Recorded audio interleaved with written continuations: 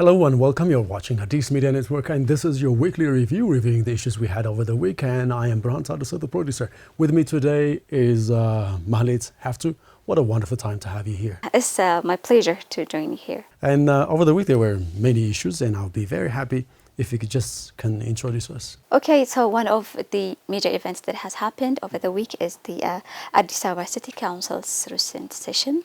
And the other issue that we are going to review is the role of youth and also the BRICS summit that has happened in the 7th BRICS summit that has happened in Brazil. And diaspora engagement is the other issue that we are going to focus today. Nice. So we'll be talking about these issues at hand, and let's begin from the Addis Ababa City Council recent session over the week. Then there were many issues, and one of the biggest issues we had was the session then. The Addis Ababa City Council gathered for a third regular session. It was the fourth year and fourth regular meeting, and many issues were mentioned right here, and especially the achievement. We can mention the economic achievement, social security, and other achievements as well. So while we were watching the session, we have witnessed that they were really great. Addis Ababa was really going in a wonderful way. And the highlights we saw, especially we can mention the significant social, economic, and political and security-wise as well. And on a year marked by, it was really marked in a very great achievement. And you, of course, did some of the news as well. And I was really happy to witness the stories you had. Yeah, Addis Ababa City Council has made its fourth regular meeting, and on the occasion, Mayor Addis Ababa City Mayor Addis Ababa has presented the city administration's performance over the recently concluded 2017 Ethiopian calendar, and different issues. She has assessed different issues, like different reports on social, economic, projects, infrastructures, and many more. So we are going to have a look at some of them. Yeah, nice. While you mentioned the mayor of Addis Ababa, Mayor Addis Ababa, she said our city achieved significant milestones in developing initiatives, including the construction of major infrastructure projects, such as the International Convention Center, while everybody was witnessed right there. And I was really surprised to know that there were nearly 9,000 houses built through volunteer efforts and about 5,000 funded by the government. And this is a wonderful time to just check what has been through, especially with the meeting. And we'll give you the glimpse of the session. And here is Mayor Addis Ababa, Mayor of Addis Ababa City Administration. የህዝባችንን ማህበራዊና ኢኮኖሚያዊ ጥያቄዎች ከመመለስ አንጻር በመንግስትና በህብረተሰብ ተሳትፎ 15000 To address our people's growing social and economic needs, we completed 15,960 projects this year. Out of that number, 16 are mega projects that directly address the socio-economic needs of our people. These transformative undertakings, with a combined investment exceeding 95 billion birr, reflect our commitment to inclusive development and long-term urban resilience. About 1,392 kilometers of road construction and maintenance work has been carried out. These developments are expected to significantly improve the city's road coverage, reduce travel time, and lower transportation costs. In addressing the water supply of the city in the budget year, we planned to increase daily water production by 80,000 cubic meters and 65,000 cubic meters per day. 81% of the target has already been achieved, benefiting around 650,000 residents. The other project was the Jikwala project, designed to add 100,000 cubic meters of water per day and has reached 90% completion, with 18 of the planned 20 wells drilled. Contractor selection is currently underway to complete the distribution phase. In terms of sewage infrastructure, the administration completed studies for comprehensive sewage disposal network aimed at expanding access to modern sanitation. The Bole Arabsa condominium sewage treatment plant, which has a capacity to serve up to 240,000 residents,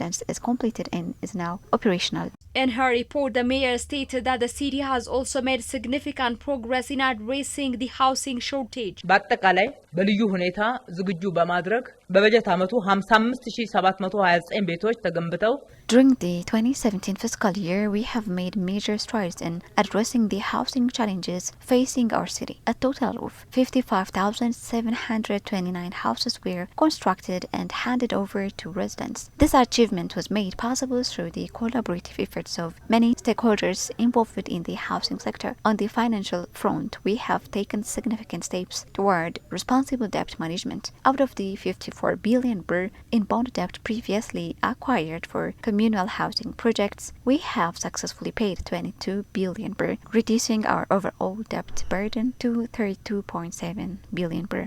Dear viewers, we're back, and this is Addis Media Network weekly review with me, Brian Tadessa and Mahalit. Have two really wonderful time, and we were just talking about the session, and we just heard Mayor of Addis Ababa, Mayor Addis Ababa speaking over different issues, and there were many mega projects as well. One of the most impressive things that has happened the concluded Ethiopian fiscal year is the completion of more than 50,000 projects. That's too much, right? That's a big number. Yeah. And out of these, 9,000 of these projects are completed. They were constructed by the public participation. The residents have participated in the construction of these 9,000 projects, and these projects are totally aimed at, addressing the social, economic, and needs of the capital's growing population. As you know, Addis Ababa is growing too fast, and the growing demand and the development demand of the society is also growing. So, to address these demands, Addis Ababa City Administration have been working on many projects, on many infrastructures, and one of these is the 16,000 infrastructures or projects. Yeah, out of this, 16 of them are mega projects. That's was amazing, and I was really surprised to see that, because once I had even the chance while I was walking through different places in Addis, I saw that the projects are really thriving, to be honest. And I heard that you love even walking. Have you had any chance to walk, or maybe after the evening? Of course, in our news, we have been covering even the follow-ups of these mega projects ever since they are beginning up to their completion, and they are like a huge asset to our city, because what makes these mega projects different from the projects that we used to know is mega projects have become a great image of our city. The Addis Ababa is becoming a center of like huge and mega infrastructures, and these projects are most of the time built 24/7, which is like unusual, because it is worked on 2 shifts, day and night, and their completion is on time and on budget. And most of the time, these mega projects do create permanent and temporary, job opportunities for residents too, beyond their service. So Addis Ababa is making significant progress in addressing the needs of its residents. That's true, and this issue was also mentioned. It was part of the session. Well, and the other issue that has happened this week is the inauguration of road infrastructures in Addis. Around 13 road projects have been inaugurated by Mayor Addis Ababa and other senior city officials this week.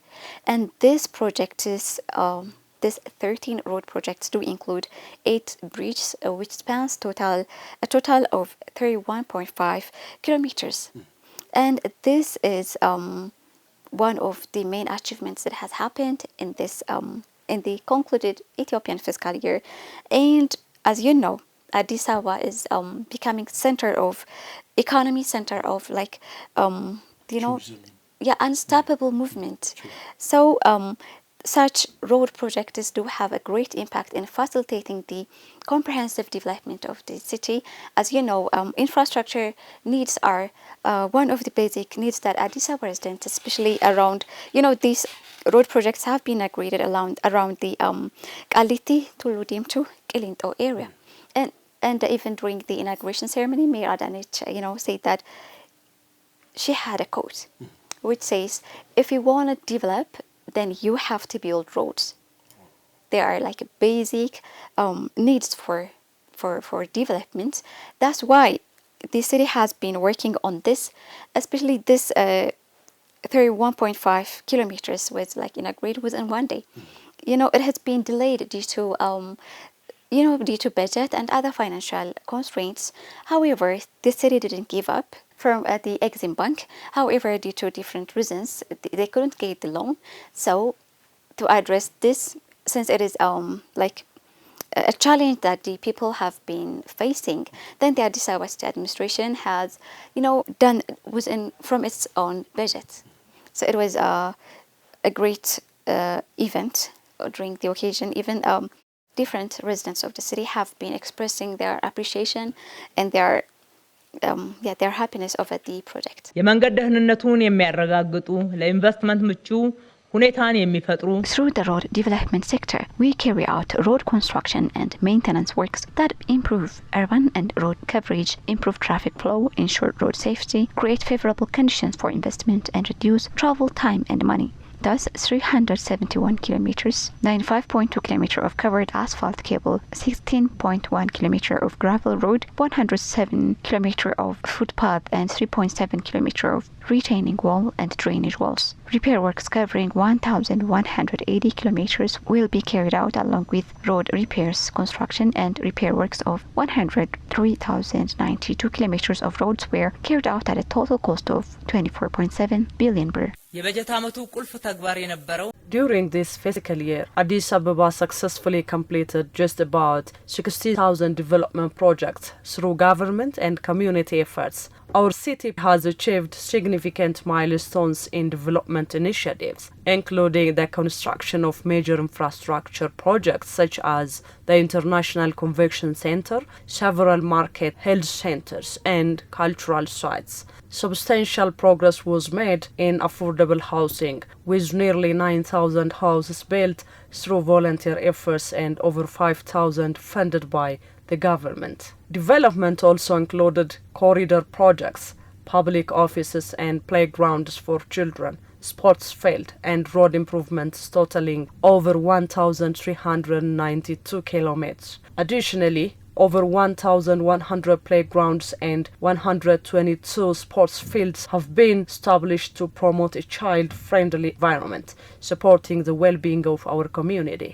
The city prioritized peace and safety, engaging more than 7.9 million residents in awareness campaigns and community activities. These initiatives helped resolve over 11,500 issues, creating a safer environment. Efforts to strengthen city institutions included upgrading government facilities, expanding digital services, completing over 347 transactions online, and appointing qualified leaders to ensure a transparent and efficient administration. Overall, 2017 was a year of meaningful progress for Addis Ababa, marked by extensive development, improved education, and strengthened community safety, each step bringing the city closer to its vision of a thriving, inclusive urban space for all residents. የሰላም ባለቤት ይሆን ዘንድ ስኬታማ ስራ ተሰርቷል።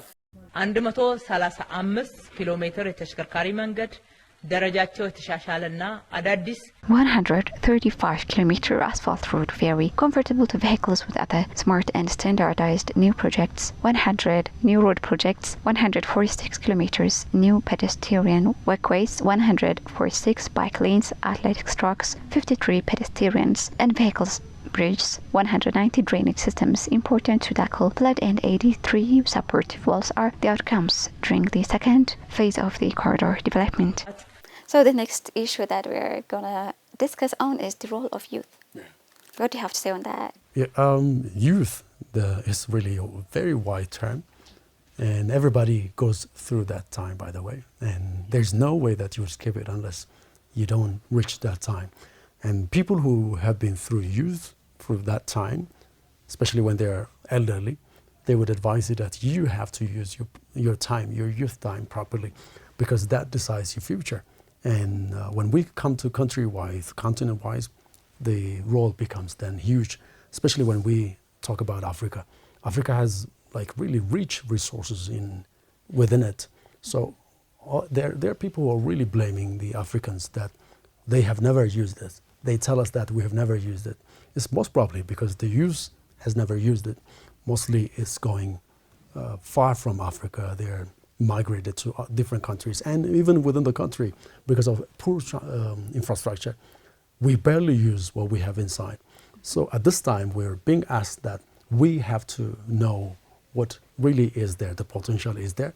And there was even a new UN report saying that young people across the globe could be critical agents of change, especially when you talk about the future of food security, economic growth, and climate resilience. Yeah, and you are a very young woman, and it's really amazing that we're still talking about this age as well. So what contribution do you think the youth would do, especially for Africa, when we come even to Ethiopia-wise? Yeah, you know, the youth is Africa, even Ethiopia has a huge amount of like youth population. Yeah. So this is a great, force to drive the comprehensive development within a nation. This is the generation that is that comes up with different innovations, with different perspectives, that has, the knowledge, the skill, and this is, by the way, the youth is the backbone of a country. So empowering young people by implementing different development projects have been taking place in our country, and especially in Addis. Yeah.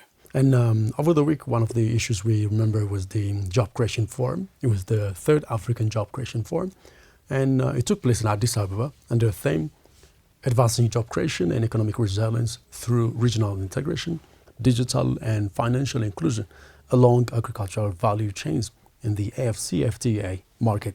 And while it was this forum was being opened, Deputy Prime Minister of Ethiopia, Temesgen, emphasized that job creation, creating economic resilience, strengthening Pan-African unity, nothing that African youth are source of strength and promise. That's what we said, by the way, even when we start talking about the youth. We said that Africans especially have to use their youth, their generation. Whenever you're talking about development, whenever you want to talk about change, avoiding the youth will be meaningless at all. So if you're saying that whatever they have right there is enough without the youth, then it will be meaningless. It means that you're not going to have the strings. Your promises will be empty enough. Of course. Yeah. The youth has, different interests, desires to know things, to explore, even change. Most of the time, they are, the soldiers of change. Like our city, Addis Ababa, has been working to empower young people, and especially by creating job opportunities, as it is one of the demands of our youth. The recently concluded 2017 Ethiopian fiscal year, more than 366,000 job opportunities, permanent job opportunities have been created for youth. And they have been provided with working spaces, even with different trainings. So this is, an indicator that the youth have been given priority. They have been given due attention.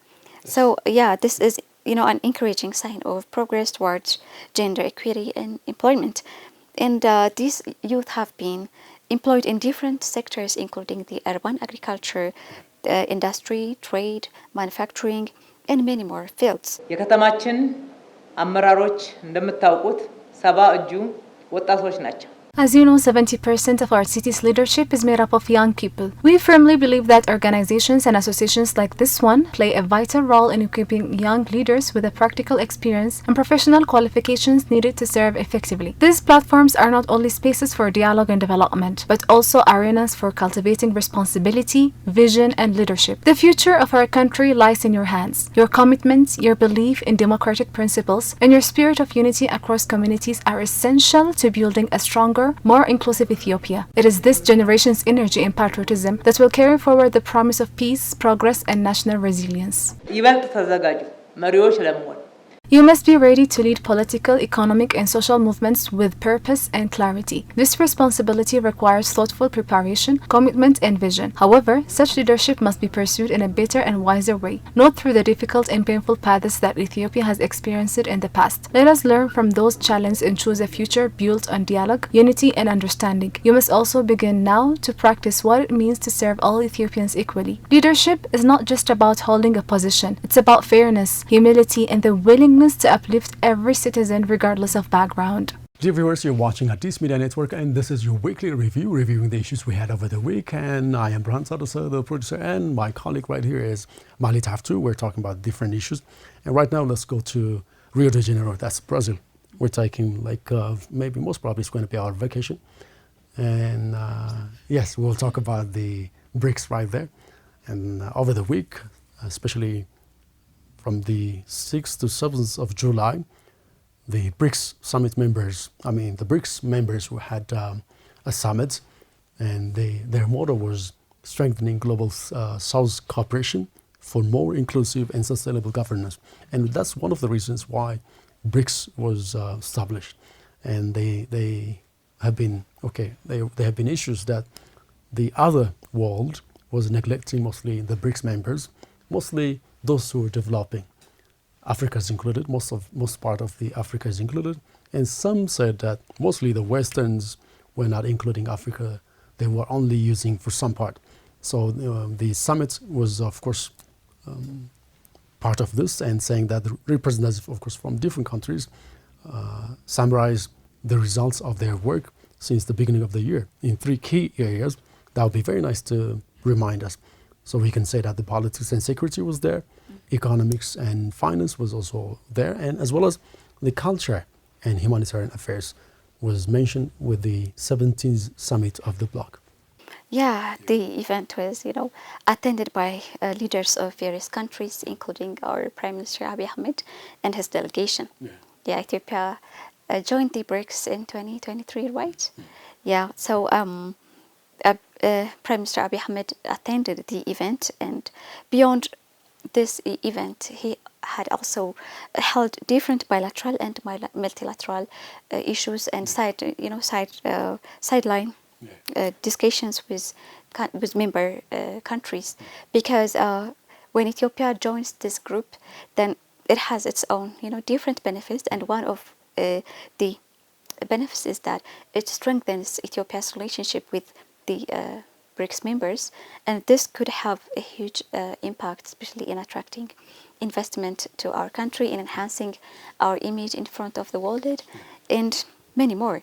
So on the sideline talks, Prime Minister Abiy Ahmed, had discussed with Prime Minister of China and also the Prime Minister of Brazil, and they have discussed on multi issues, especially on issues that could strengthen the people-to-people ties, the relationship between these countries. Yeah. It was a successful summit for Ethiopia. Yeah, it's really good that we have the BRICS Plus, as we have AMN Plus right here, and many countries are being included right there. And just mentioning, of course, about the BRICS and BRICS Plus, it would be very nice to just give the glimpse of the summit. And Prime Minister of Ethiopia, Prime Minister Abiy Ahmed, including Gedon Timotheus, the Foreign Minister, Minister of Foreign Affairs of Ethiopia, and Government Communication Service Minister Legesse Tulu spoke about the BRICS Summit, and we'll give our viewers about this glimpse, and we'll be right back. Ethiopia has always been a champion and a defender of multilateralism. And the BRICS is indeed one key initiative, responding to the repeated calls for a new and inclusive multilateralism.